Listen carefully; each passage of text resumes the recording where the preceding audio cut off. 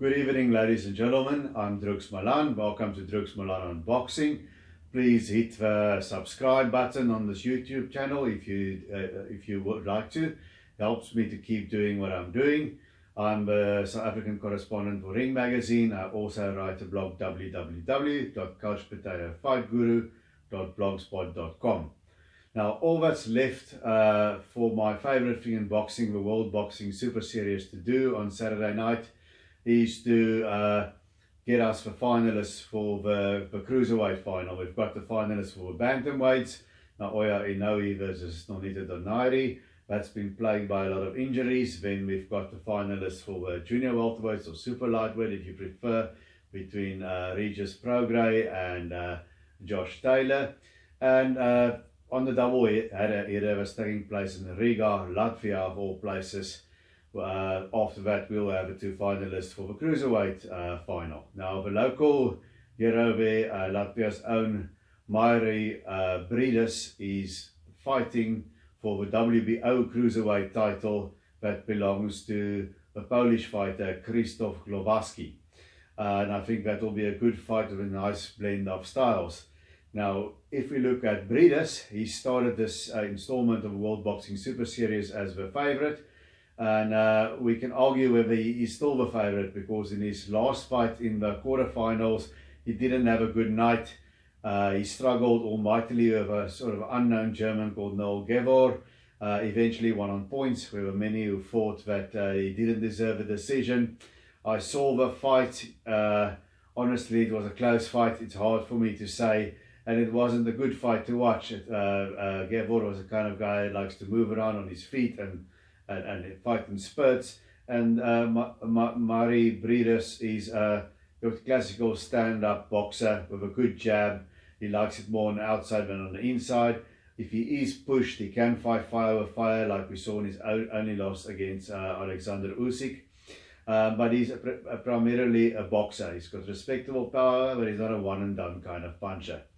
And the reason why I came into this series of a World Boxing Super Series as favourite is because he gave Usyk his hardest fight. He took him right to the brim in the previous season's semi-final and fighting in Latvia again. But in the end, he lost a very close majority decision. Now, Briedis won his first world title, the vacant WBC title, when he beat the former long-reigning WBO champion Marco Huck on points. He made one title defense, a sort of a scrappy affair against Mike Perez, where he won on points, before eventually then losing it to Usyk.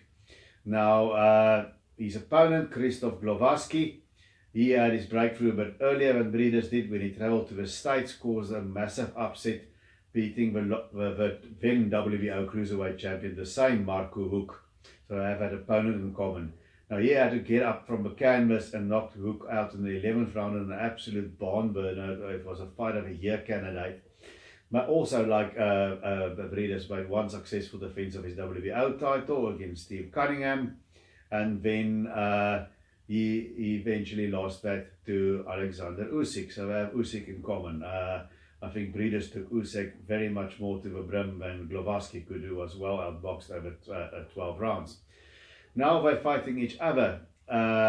If I look at Briedis, he's a guy that obviously likes the distance. He's the more orthodox boxer.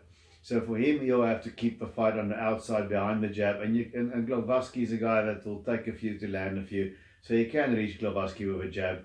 And I think the Gevor fight was more a question of styles that didn't mesh very well. So I won't read too much into that. So Briedis has to use his boxing skills. One thing that I don't like about Briedis, when his opponent attacks, he does this skip backward. You know, it's an old thing, don't step back in a straight line. Briedis does it, but he skips back and he's quick on his feet, so he gets away with it. He's got to watch that a little bit. And Glowacki, he's a much more awkward and orthodox fighter, not only because he's a southpaw, but he sort of leans back from his opponent, puts his weight on his back foot, leans back, and when his opponent opens up, then he attacks with usually with hooks. He can jab, but he's not a jabber. He flurries with hooks to the body and the head, and he commits a lot more on his punches. His technique is not quite what Briedis' technique is. but he's aggressive when he comes to win, and he's a good fighter in his own right. Both these guys have only one loss, and that's to Usyk. So for Glowacki, he's going to have to make it more of a fight. He's got to go to the body of Briedis to try and slow him down, and when he hits him, we know Briedis is going to do that jump back. And I noticed that Gabor could tag Briedis when he goes out with a straight right. Glowacki could try it. He's now a southpaw, so he's going to have to use his other hand. And when he tags Briedis, step with him, and keep punching.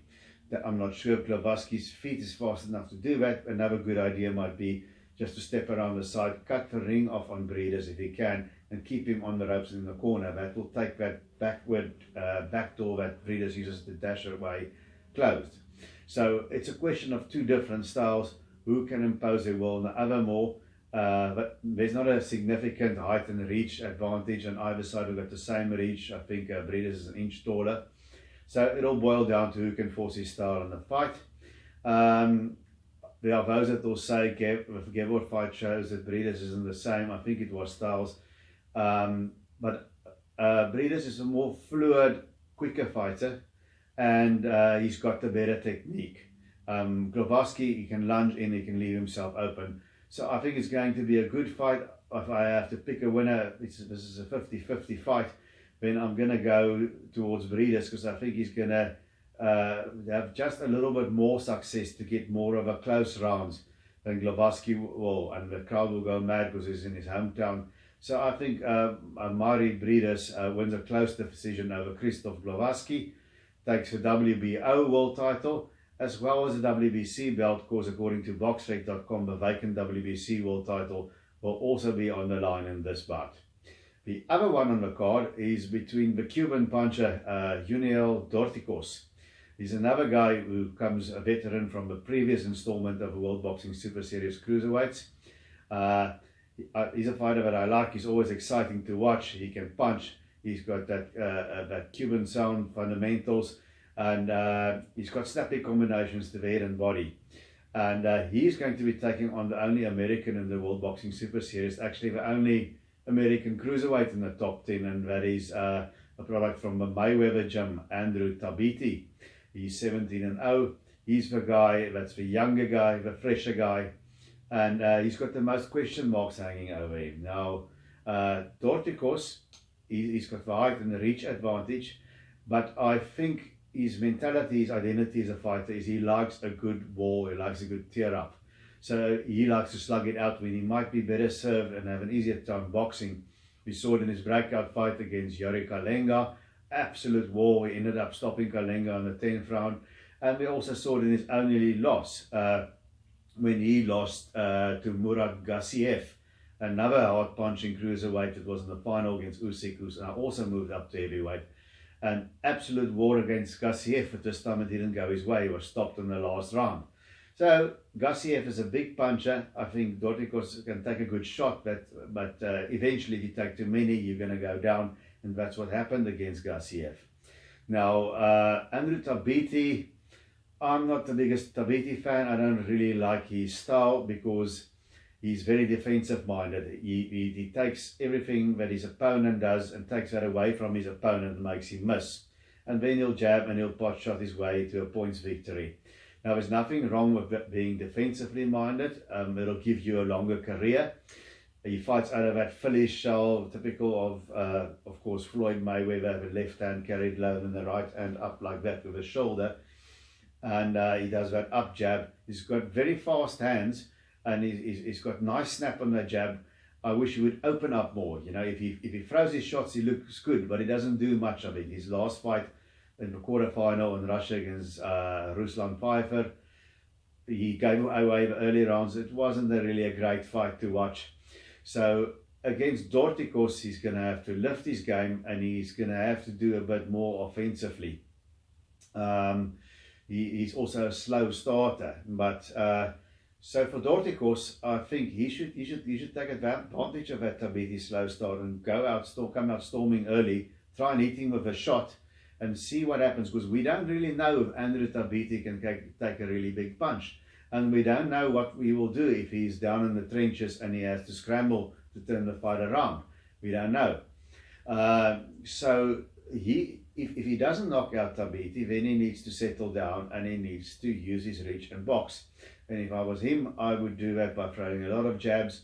Now, with that Philly shell, you can throw a straight right underneath the left hand of Tabiti, and then come over with a double left hook to try and crack that crab-like defense, you know, flurry, and then carry on again, simply outwork him. And that's a key, I think, for Dorticos. Now, Tabiti he's going to have to neutralize Dorticos like he does to his other opponents, but he's going to have to be a little bit more busy. He's going to have to get started quickly, and I think he's going to need to be a bit more busy. And I don't know if he's got the power to really bother Dorticos. I'd be shocked if Tabiti knocks Dorticos out. I won't be shocked if Dorticos knocks Tabiti out. But here's a big thing about that fight between Dorticos and Tabiti. The one thing that stands out is Tabiti is the younger, fresher fighter. Now, there's some question marks, like I've said. We don't know how he's going to react against adversity. We don't know how well he takes a shot. But then Dorticos, in his last fight in the quarterfinals, he fought Matthias Masternak. Now, Masternak is a Polish fighter. We know him here in South Africa quite well. He's a good, solid European level kind of fighter. He's been in against most of the big names like Kalenga and Tony Bellew as well. So he competes at the top level, but he never quite gets over the hump. And he gave Dorticos a hell of a fight in their last encounter. Now, that's a bit worrying to me. It can be a couple of things. Maybe Masternak just lifted his performance to another level and was inspired. Maybe Dorticos overlooked him a bit and was disinterested. I think it's a combination of Masternak having an inspired performance, and I worry a little bit that Dorticos, those wars he had with Kalenga and especially the one of Gassiev, took something out of him. There's a little bit of wear and tear and a bit of mileage on that clock, even though he's I think 23-1 or 24-1. He's won all his fights bar one a knockout. So Tabiti has to be careful. But I'm wondering whether the younger, fresher fighter is going to take advantage of Junior Dorticos, perhaps has just lost a tiny step.